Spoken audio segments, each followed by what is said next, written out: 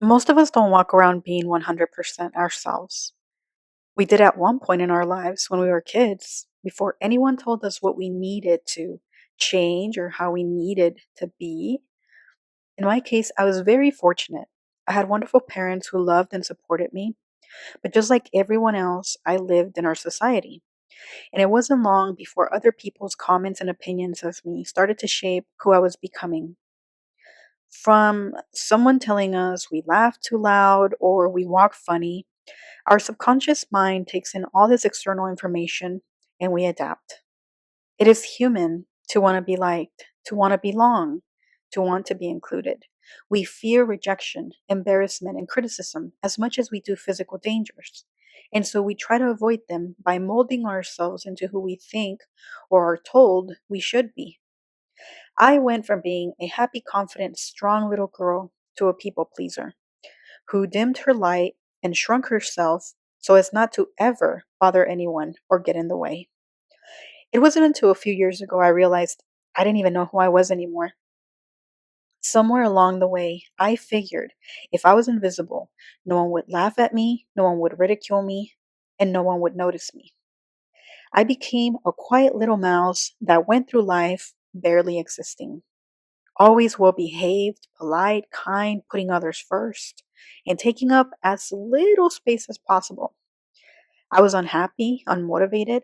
I had lost sight of all my goals and dreams, and I felt my true self fading each time I stayed quiet when I disagreed with someone, each time I didn't speak up, each time I didn't stand up for myself, each time I said yes to being there for people who were never there for me. In an attempt to do the right thing, I was doing right by everyone else except for me. I had grown accustomed to the phrase, be the bigger person. Don't argue. It's not worth it. You have to understand that's just who they are. Was a common one that excused others' lack of consideration. I was expected to ask for nothing or very little, but was also expected to give everything, even to those who selfishly only took. I got used to being used, to only being called when something was needed of me, and being kind meant I was always there, and without question would show up when summoned. I don't remember ever having a friend who didn't fit this role until I met my boyfriend, a kind, loving, wonderful human who would call me just to hang out, who would pour into me and into our friendship love and kindness instead of taking. I now know that my kindness needs to extend to myself as much as it does towards others. I know that I am me, and I will be loved unconditionally by those who are meant to be a part of my life. I now know I don't need to buy gifts or show up with anything. I just need to show up. Those who truly love us want nothing more from us than to be in our presence. I now know that allowing people to be hurtful and disrespectful is not being kind or being the bigger person. It is an act of self betrayal. I've learned to love me and to hold on to my real self instead of abandoning me for fear of being abandoned by someone else. I now realize that I will rather lose anyone who doesn't love and accept me simply for being me.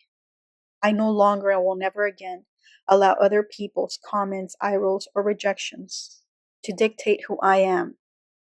It has taken me all these years to finally find myself again, and I will hold on to her as strongly, if not more so, than I have always held on to those I love. Sacrificing ourselves, our wants, our needs, our voices. That's not love. It's not being considerate or being kind as I used to believe. Living as a shadow of who you really are is not really living. And if that's what it takes to keep certain people in your life, then that is too high a price to pay. Not everyone will like you finding your voice and standing up for yourself, especially not anyone who benefits from your giving nature and your fear of taking up space. Showing up as our whole selves takes courage, but the reward is so worth it. I am me. This is who I am, who I've always been, but I was too afraid to be. So I watered myself down to be easy to digest by everyone else. Because I now know who I am, I cannot be controlled or manipulated easily. This is a power that comes from being our true selves. When we find true self love and heal the parts of ourselves that were once wounded by a world that wants us to play small, to blend in, to stay quiet, we can then stop trying to change ourselves to fit in. We can finally stop trying to be perfect, and we can stop desperately seeking acceptance and instead be our true selves. I hope this gives courage to someone out there who, in search of acceptance, inclusion, love, friendship, lost themselves. There is a voice inside each and every one of us. Our true selves are in there somewhere, being drowned out by all the noise, society, the media, and people who willingly or unwillingly make us feel like we have to change in order to belong. Quiet the outside noise. Give your true self the microphone for once. Be real. Be loud. Be silly. Make mistakes. Fuck perfection. Cry, laugh, dance, fall, get up, cheer for yourself, and keep going. Let those who think you're too this or too that fade away. The right people will find you and join you. There is nothing more magical than living this wonderful life as you.